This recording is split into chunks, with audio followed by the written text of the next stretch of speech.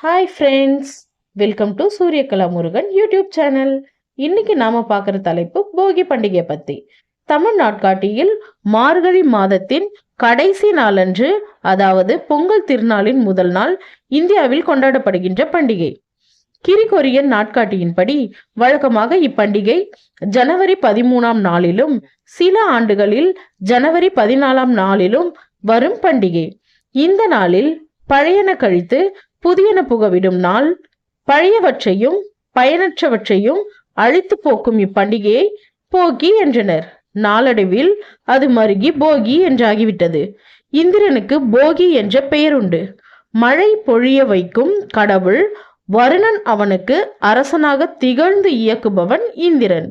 மழை பெய்தால்தான் பயிர்கள் செழிக்கும், உயிர்கள் வாழும். எனவே பண்டைய நாட்களில் வருணனின் அதிபதியான இந்திரனை போகி அன்று பூஜிக்கும் வழக்கம் இருந்தது. தற்போது பழையன கழிதலும் புதியன புகுதலும் என்ற வகையில் போகி பண்டிகை கொண்டாடப்படுகிறது.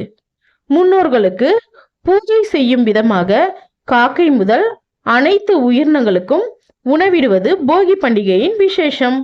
இவற்றோடு பழைய தீய பழக்கங்கள், ஒழுக்கக்கேடுகள், உறவுகளிடம் ஏற்பட்ட மனக்கசப்புகள் மட்டுமில்லாமல் மனதில் இருக்கும் தீய எண்ணங்களையும் தவறான எண்ணங்களையும் தீயில எரித்துவிட்டு புது மனுஷனாக அனைத்து உயிர்களிடமும் அன்பு செலுத்தணும்.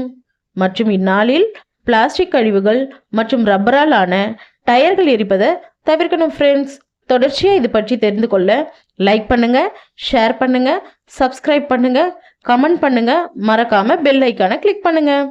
நன்றி ஃப்ரெண்ட்ஸ்.